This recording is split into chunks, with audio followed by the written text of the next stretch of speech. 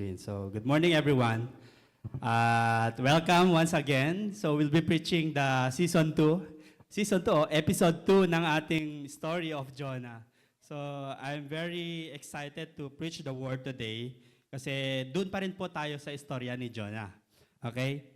So, let us all read Jonah chapter 2. If you have your Bible with you, you can also read with me. Okay, in verse 1, ang sabi po dito, from inside the fish, Jonah prayed to the Lord, his God. He said, in my distress, I called to the Lord, and he answered me. From deep in the realm of the dead, I called for help. You listened to my cry. You hurled me into the depths, into the very heart of the seas, and the currents swirled about me. All your waves and breakers swept over me. I said, I have been banished from your sight, yet I will look again toward your holy temple. The engulfing waters threatened me, the deep surrounded me, seaweed was wrapped around my head. To the roots of the mountains I sank down, the earth beneath barred me in forever. But you, Lord my God, brought my life up from the pit. When my life was ebbing away, I remember you, Lord, and my prayer rose to you and to your holy temple. Those who cling to the worthless idols turn away from God's love for them. But I, with shouts of grateful praise, I will sacrifice to you what I have vowed. I will make good. I will say salvation comes from the Lord. And in verse 10, ang sabi po dito, and the Lord commanded the fish, and it vomited Jonah unto dry land. So let us pray. Father, we thank you, God, for your bread of life, Lord, na amin pong kakainin sa araw na ito. Father, we pray that may your word nourish us, Panginoon, that we could really enjoy at amin pong makuha. We really understand your word for us today, God, that we could really live according to your will. Father, I pray that may you open our hearts and our eyes, Lord, na amin pong maunawa ang mabuti ang iyong salita. Bless us, O Lord, this all we pray in Jesus' name. Amen and amen. So dinagyan ko po ng title ang ating preaching for today, Man Respond to God's Deep Love and Wide Mercy. So if we could remember, last Sunday, I also preached about Jonah. And yung preaching ko po na yun is all about how God, it is all God, kung paano po nag-respond po ang Panginoon kay Jonah. How did God respond according to His love, according to His mercy. And we can all see there na ganun po ka-deep yung pagmamahal ng Panginoon, ganun po ka-wide yung mercy ng Panginoon, that even in the life of Jonah, even Jonah ran away, turned away his back from God, and he turned away doon sa will ng Panginoon. Still, God continued to love Jonah. Okay? Balikan lamang po natin, 'di ba yung time po na 'yon?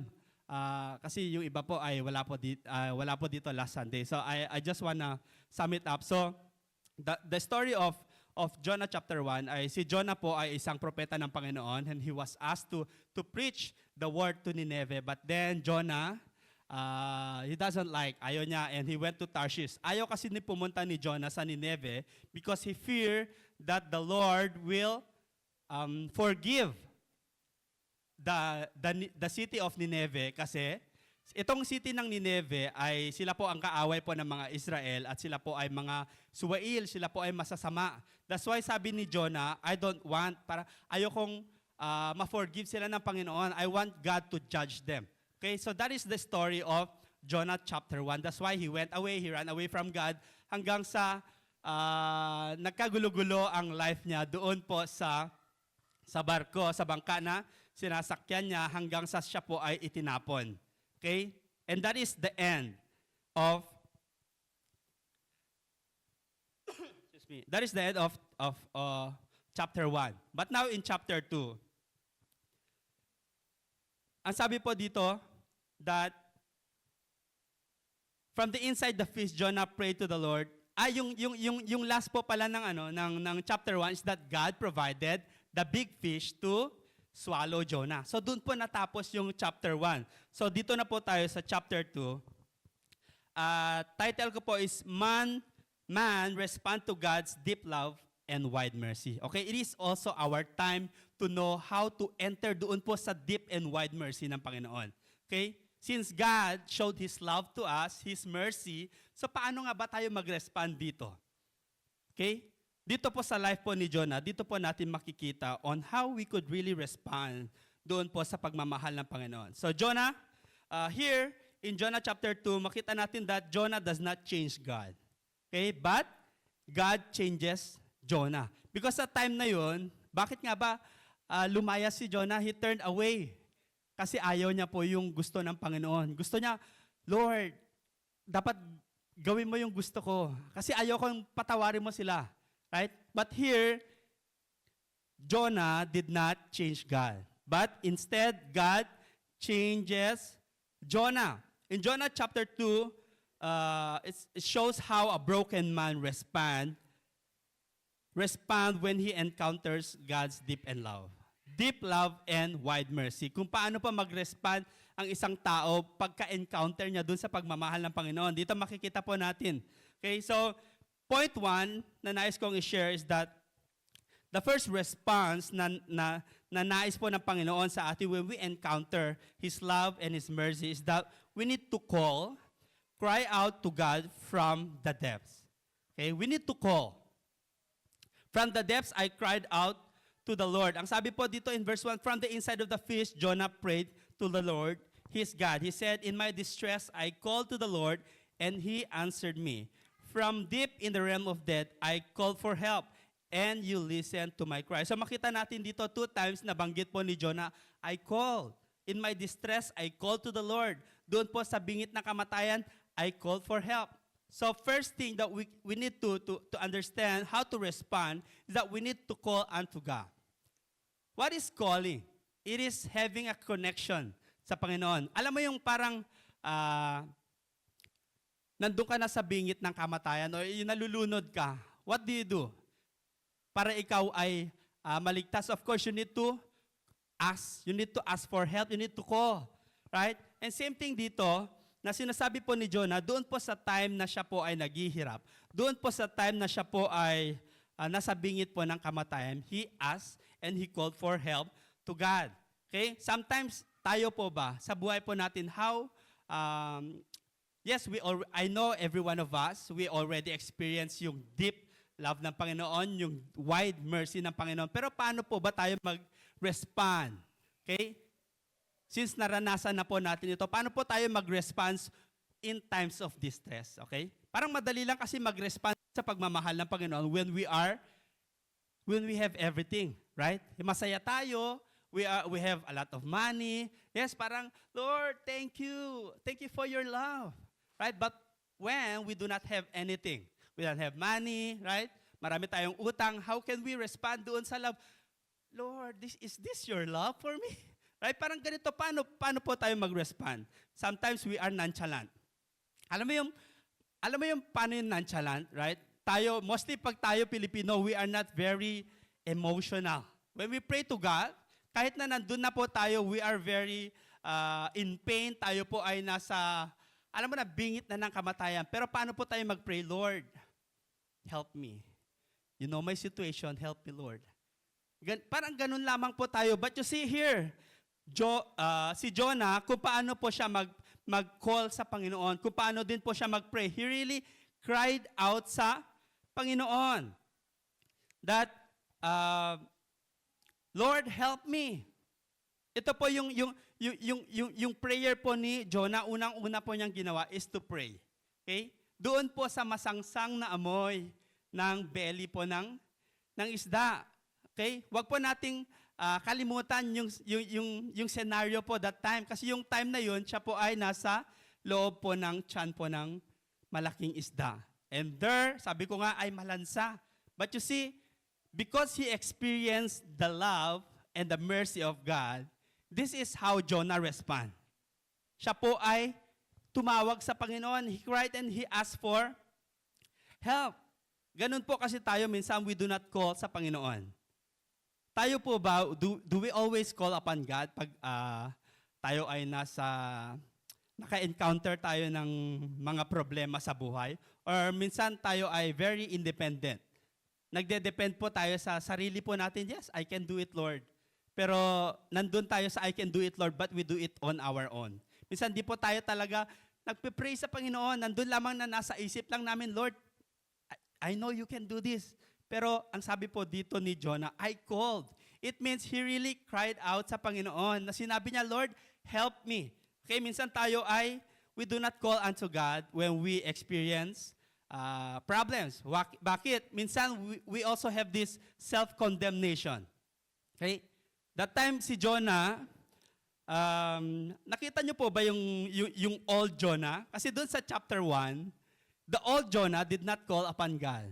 Okay? Yung time na yun, binabagyo po yung kanilang bangka o yung kanilang barko. But then, Jonah is very nonchalant. Okay lang siya na, I think deserve ko to na kasi pasaway ako. Parang ganun lang siya. He never called for help sa Panginoon. That is the old Jonah. Okay?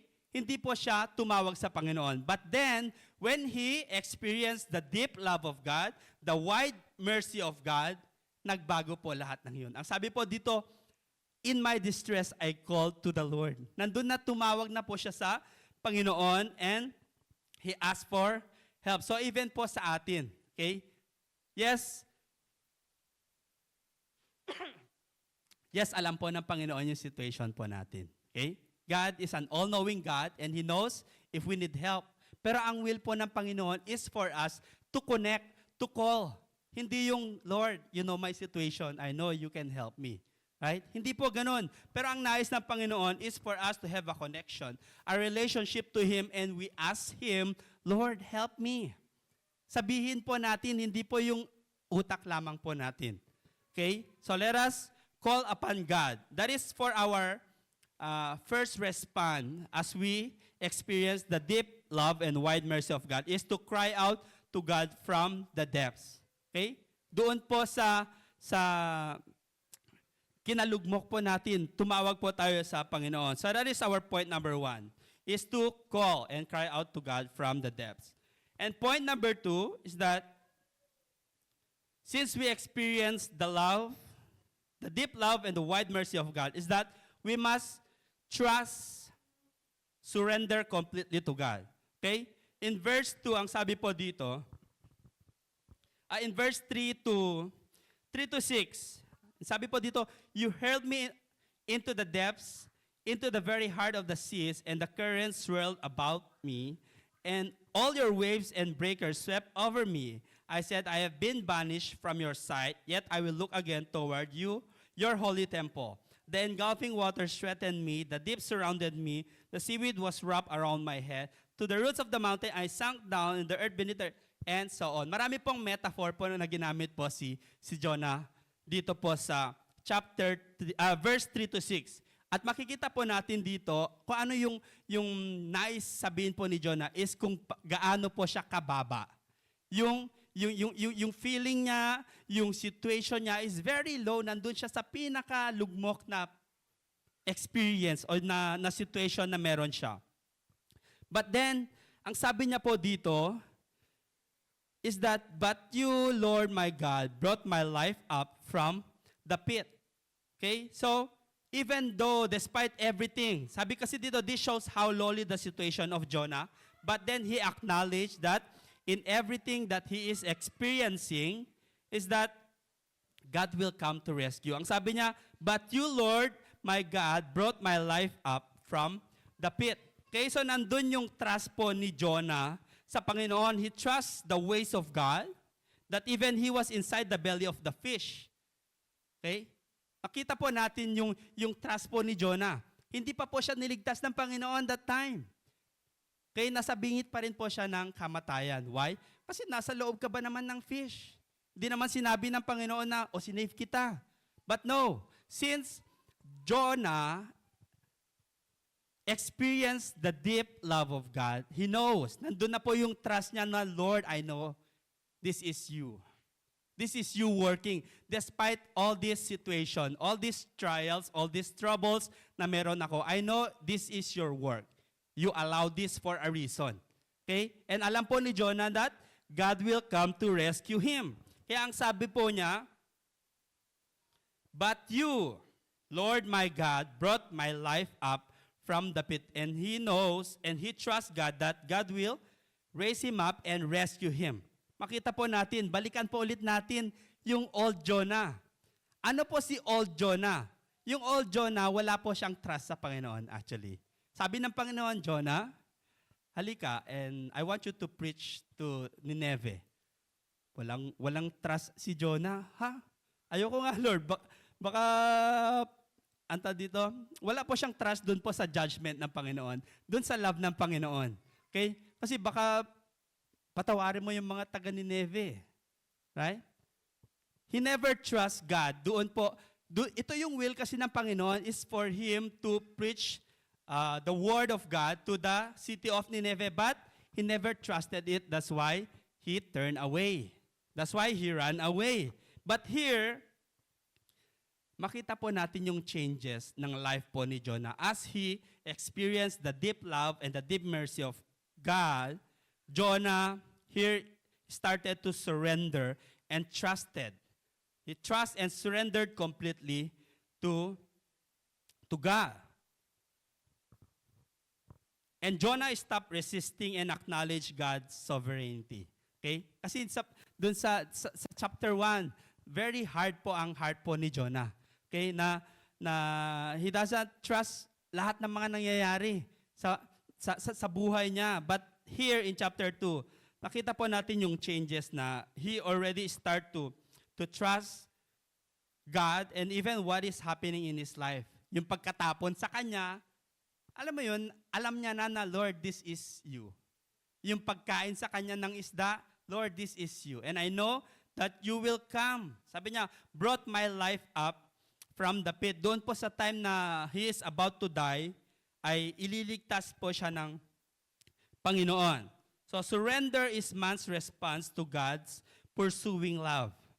This is how we should respond. We should surrender our lives sa Panginoon and trust His deep love and mercy. Okay? Pag tayo po, since we already experienced this, we must hold on dito sa pagmamahal ng Panginoon. Hindi yung, yes, I experienced the love of God. But then, dumating po yung bagyo sa buhay po natin and then, natanggal po yung trust po natin. Why? Because we focus doon po sa mga nangyayari po sa buhay po natin. But here in Jonah chapter 2, even whatever things that Jonah is experiencing in his life, yung focus po niya nasa pagmamahal ng Panginoon.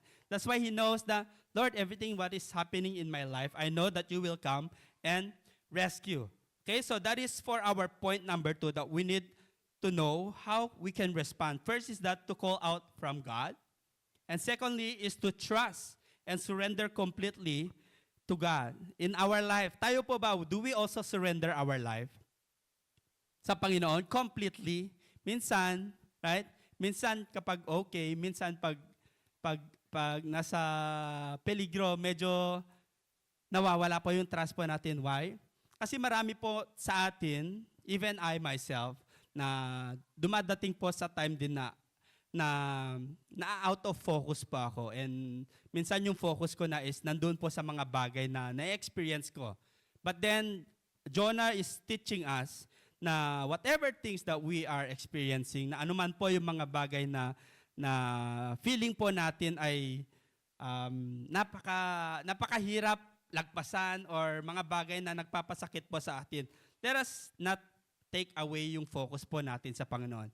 But to only align ourselves sa Panginoon, tingnan po natin yung pagmamahal niya because just like Jonah, okay, he never po nawala yung pagmamahal ng Panginoon kay Jonah. Okay? Never po tinanggal ng Panginoon ang kanyang pagmamahal kay Jonah. Ang sabi niya nga po dito sa verse 4, I said, I have been banished from your side. Nandun na po na mayroon pong self-condemnation si Jonah. Okay? Kasi alam po ni Jonah na mali po yung ginawa niya. And this is the time na nakikita na po ni Jonah na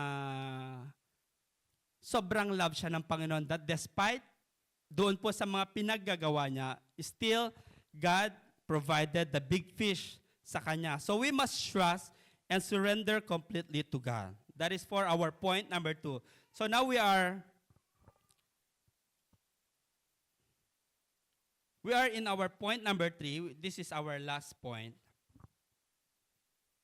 Ayan, so the third response that we need to do is that we need to return, enter into deep confession. Okay, ito na po yung pinaka-response natin doon sa pagmamahal po ng Panginoon po sa atin. Si Jonah, makita po natin dito, sa chapter 1, he turned away from God. Right? Nagpakalayo-layo siya.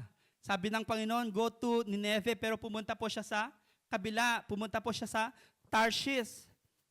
But here, in chapter 2, in verse 7, ang sabi po dito, when my life was ebbing away, I remembered you, Lord, and my power rose to you, to your holy temple. Those who cling to worthless idols turn away from God's love for them. But I, with shouts of grateful praise, will sacrifice to you. What I have vowed, I will make good. I will say salvation comes from the Lord. So makikita po natin dito, Jonah turns back. Okay? Returns. Bumalik po siya doon sa Panginoon. When he experienced the deep love and the wide mercy of God, Jonah returned from God. Jonah turns from idols and places his trust in God alone. Okay? Paano po naging idol worshiper po si Jonah? Okay? Diba si Jonah ay isang alagad ng Panginoon? He is a prophet. Pero sabi po ni Jonah dito that in verse 8, those who cling to worthless idols turn away from God's love for them. He is actually repenting and he is confessing that, Lord, I have been an idol worshiper. Worthless idol. Sabi niya, nagkiling po ako sa idol. Ano nga ba tong idol na meron po si Jonah? Idol worshiping is everything that we put priority rather than God. This is idol worshiping. At ano po yung idol po ni Jonah dito is his self. Okay? Naging idol niya po yung sarili niya. Bakit? He never trust God, but he trusted his judgment. Kaya po siya nagpakalayo-layo. Pumunta po siya ng Tarshish. Ayaw niyang pumunta doon sa pinapapunta ng Panginoon sa kanya. And he pinrioritize po niya yung feelings niya, yung prejudice niya, yung judgment niya. That's why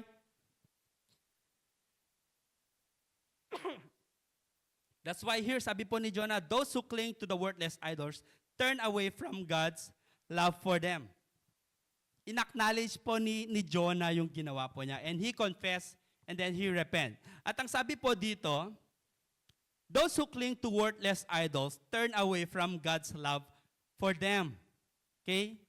When we are idol worshiping, when we have an idol, it is not God who turned away from us. But it is us who turn away from the love of God. Sinabi po ni Jonah yun because he experienced this, that he is the one who turns away doon po sa pagmamahal ng Panginoon. God's love is always there, but when we have an idol, we are turning away from the love of God. Tayo po ba? Ano po ba yung mga idols po natin? Okay? Maybe, siguro sinasabi mo, hindi naman ako idol worshiper. But deep inside us, there are a lot of things that we put priority than God. Okay? Marami po yan. Sometimes, money. Sometimes, our work. Sometimes, even our families. Right? If we even put priority, our family became our idol. Okay? Kasi yung sa core value po natin is that God first, people second, which is the family, and then the earth. Ito po yung sa work po natin. Okay? Ito po yung design ng Panginoon ng pagkasunod-sunod ng priority po natin. Pag nabaliktad po ito ay this is idol worshiping. Maybe in your life. Okay? Ano ba yung mga bagay na nabibigyan ko ng priority rather sa Panginoon? Yung paglalaro po natin ng mobile games. Minsan mas mahaba pa yung time po natin maglaro ng mobile games kaysa sa mag-pray sa Panginoon. Kasi pag mag-pray tayo sa Panginoon, 3 times a day lang, di ba?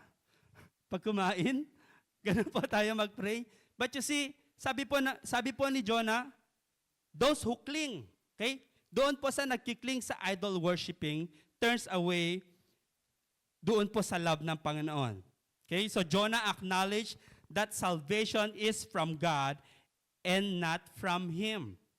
Okay? Kasi doon po sa time po ni Jonah, na para bang akala niya ay siya po yung magdadala ng judgment o siya yung magdadala ng salvation kasi ayaw niya eh.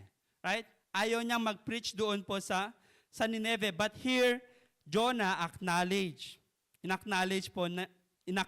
po niya that it is from God.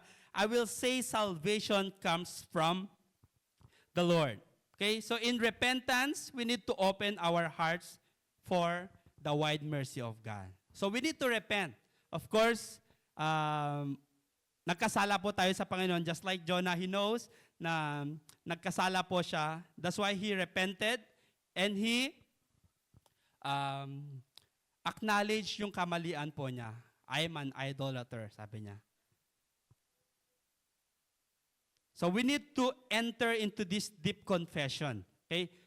After po natin ma-receive po yung pagmamahal ng Panginoon, after po natin ma-receive yung mercy ng Panginoon, we need to, as we return sa Panginoon, because when we do idol worshiping, we turn our back sa Panginoon. But then when we return to God, we return to confession, to enter into deep confession. Just like Jonah. Okay? Siya po ay humingi ng repentance. He confessed yung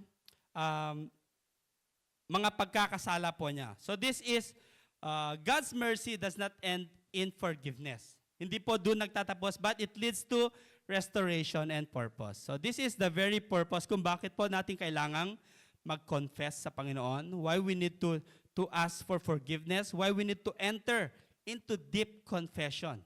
It's for us to have a connection sa Panginoon, for us to be able to restore yung relationship po natin sa Panginoon. Okay? We need to ask for forgiveness. Kasi pag hindi mo po na-forgive ang isang tao, yung relationship po ninyo ay hindi pa po maayos. Parang po sa mga mag-asawa, sa mga may relationship po dyan, pag hindi pa po natin napapatawad yung mga nagkasala po sa atin, never mong sabihin na okay naman kami. Okay? Okay naman yung relationship namin. Pero deep inside, meron pa po kayong mga bagay na hindi talagang na-forgive. Or meron pa po mga bagay na hindi po natin hinihingan ng sorry. Okay? Parang parang kay Mrs. Meron yung mga time na ako kasi I'm a nonchalant person. Excuse me. Na kapag may something na problema o something na nangyari po sa relationship po namin na either ako ba yung dapat na magsosorry ba dapat ako or I need to be angry. Pero ako yung type kasi na I always be silent. I choose to be silent. Pero hindi pala ganun. Okay? Ang sabi ng Panginoon, for us to restore yung relationship po natin sa Kanya is we need to enter into confession. Okay? We need to ask for forgiveness. Yung asking for forgiveness, it is accepting that we sin, na meron po tayong nagawang kasalanan. Okay? This is acknowledging our mistakes.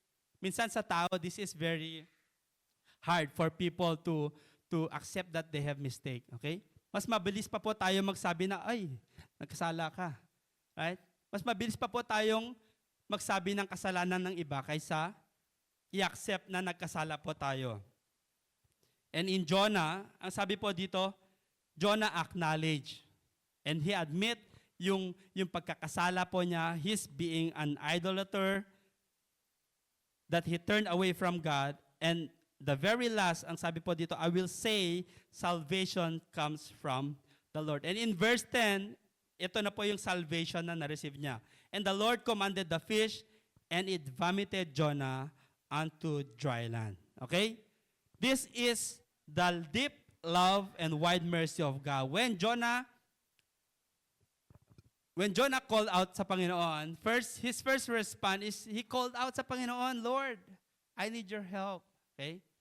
Andun po siya sa pinakamababang antas ng kanyang pamumuhay. He called out for help.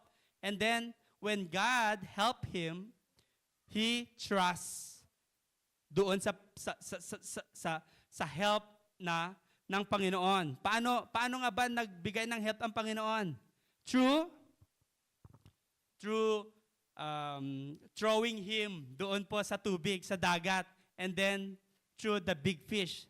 Biruin po natin if ganito po tumulong ang Panginoon. Paano po tayo mag-respond? But in Jonah, makita po natin yung response po ni Jonah. He trusted yung help na sinend po ng Panginoon. That the big fish ate him. Nag-stay po siya sa belly ng fish. Pero hindi pa po kasi doon natapos. That is for 3 days and 3 nights. Bakit kaya hindi pa lang for 30 minutes, ganun lang, di ba? Pero for 3 days, for 3 nights, ganun, iba mag-work ang Panginoon. Doon po sa, if for the eyes of man, parang Lord, bakit naman sobrang tagal? But in the eyes of God, God has always a purpose. Because that time, dito na po nag-start si Jonah na makita yung pagmamahal ng Panginoon po sa kanya. Amen? So, man, we need to respond to God's deep love and wide mercy. So, God's love is deep, yes. God's mercy is wide. But to experience the fullness of God's deep and wide is we need to respond into it.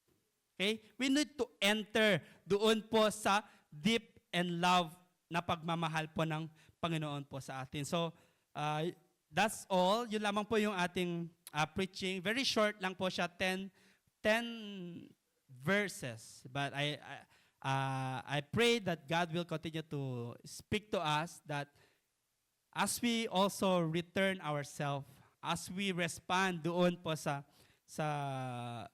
love and mercy ng Panginoon, ay ating din pong mapasok yung fullness, kaya yung fullness na pagmamahal ng Panginoon po sa atin. So, yun lamang po, and to God all be the glory.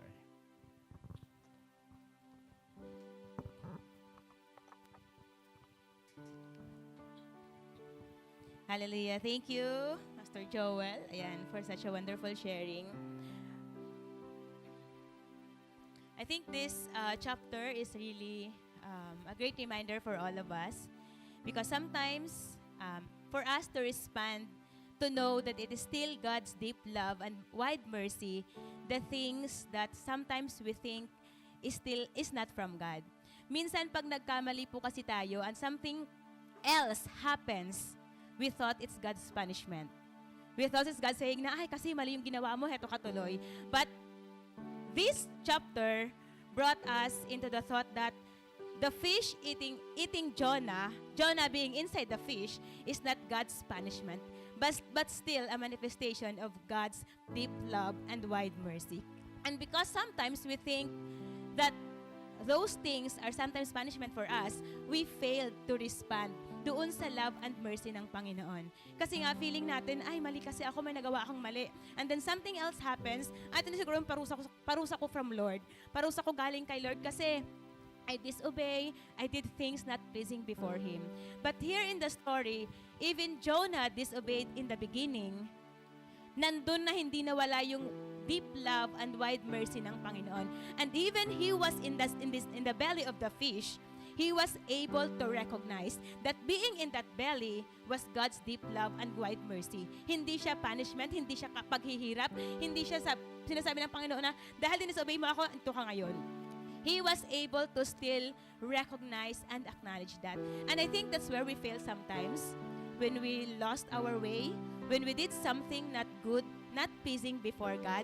And sometimes God, because of God's deep love and God's wide mercy, He will brought us into that situation that will make us realize of how wrong we are.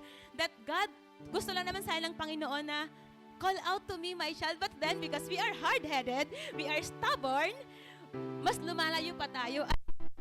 Hindi na talaga ako love ni Lord. Mas pinarasahan niya talaga ako.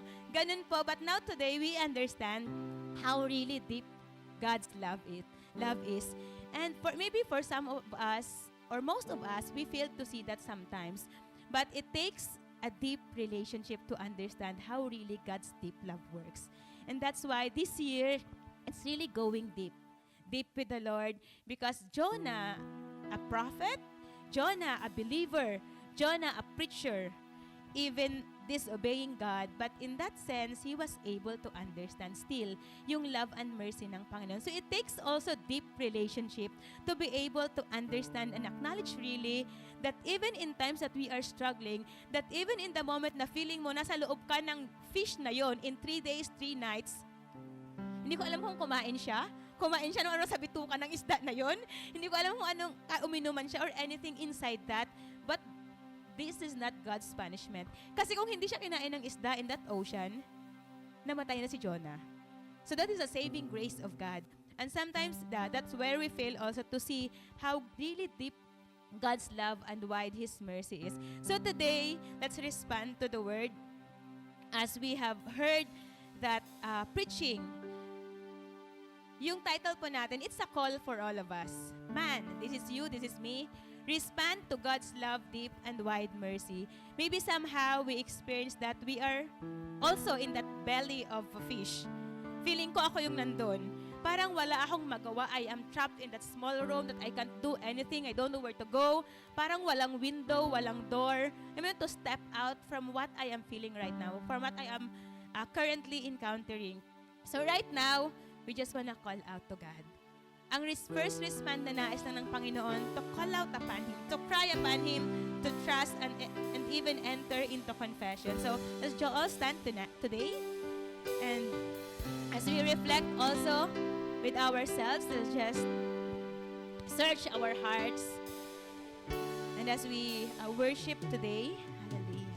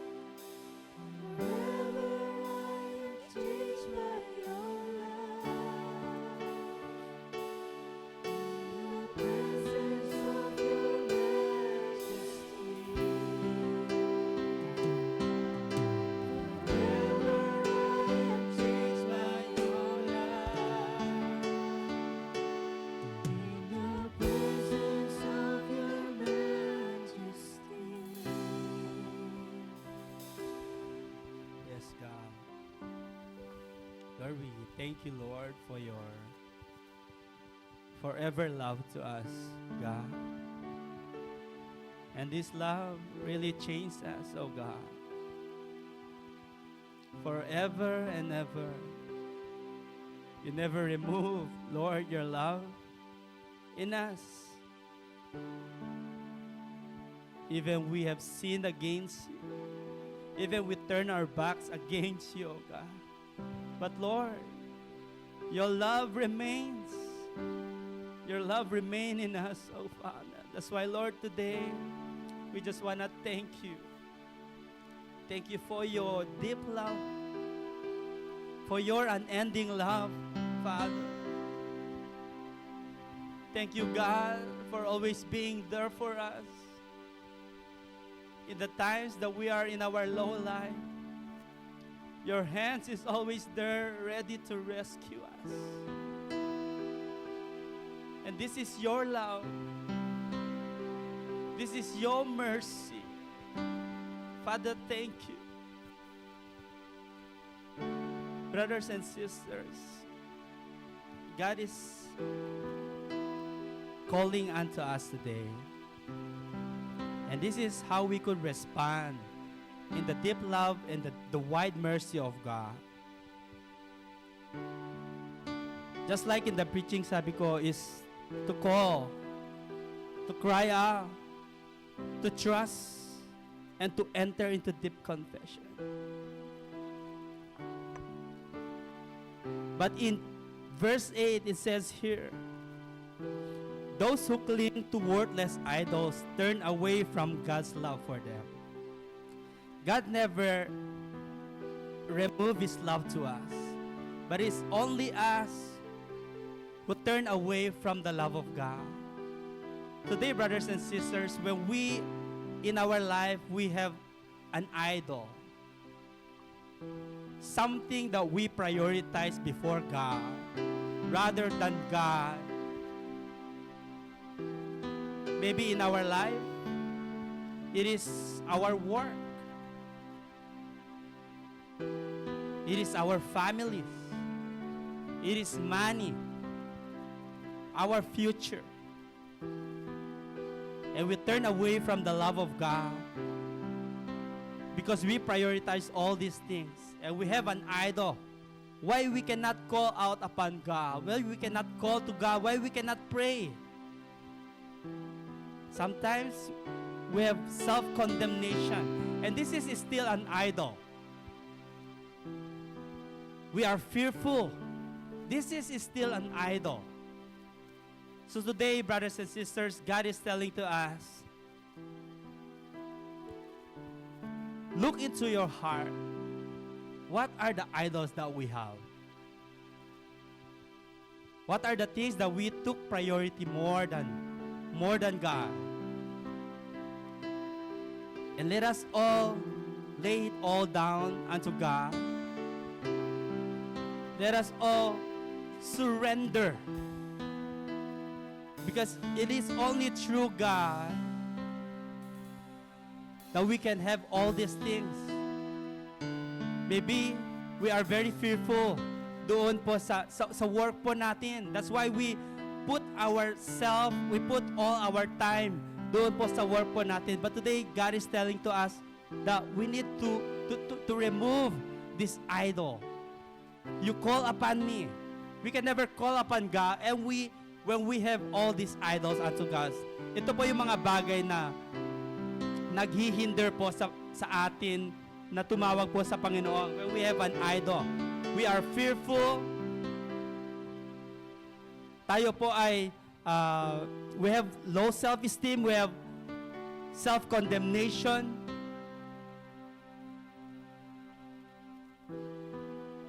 Today, let us lay it all down to God. Our work, our families. Sabi ng Panginoon, my child, I know your heart and I can see your situation, but I want you to call upon me. So today, let us call upon God and to really ask God for help. And God is listening to us. Let us take this time to call upon God and ask for help. You ask anything from the Lord, because God is willing to rescue us. Maybe you are in your deepest situation, but God is willing. God sees you, and God wants to help you. God wants to rescue. Let us all pray. Hallelujah, hallelujah, Jesus. Yes, God. Lord, help me, Lord. Help me, God, in my life. I'm experiencing a lot of troubles, a lot of trials. Father, I pray that may your helping hands come and help me and rescue me, oh God. Come on, everyone, and even your idols.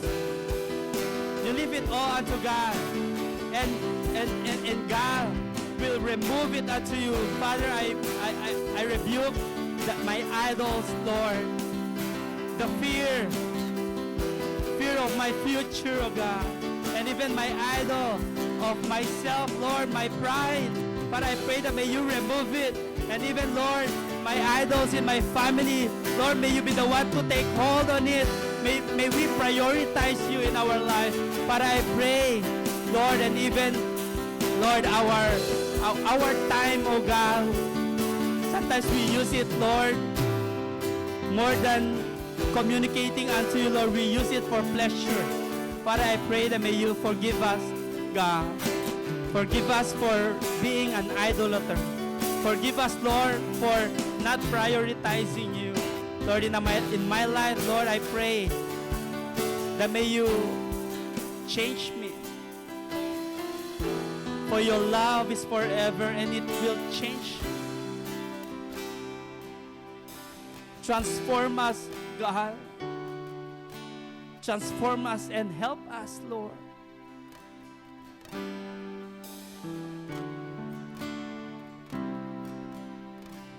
So, Father, today, Lord, I just want to use, Lord, your spirit and your sword, your word, Lord, whatever idolatry that we have, Lord, we bind it and we cut it. Lord, we cut it and we'll never come back. All the things that hinder us to enter into your deep love, Lord, we cut it. All the things that blinds us, oh God, that we cannot see your love and mercy. But I pray, may you cut it, rebuke it, God. I pray, Lord, that may you help us to break free. Break free, Lord, that we could really experience your deep love unto us. Lord, you have saved us. We are sinners, but you are willing to save us, Lord. We turn our back unto you, Lord, but you always accept us. Father, forgive us for all our sins. Forgive us for all the things that we've done, Lord. And Father, I just want to pray for my brothers and sisters today, that Lord, as they receive your deep love and your wide mercy, Lord, I pray that whatever things that they will encounter, whatever trials, Lord, that they will experience, they will never shatter. They will never back down, or they will never turn their backs unto you, Lord. For they know that you are there. You're always there looking for them.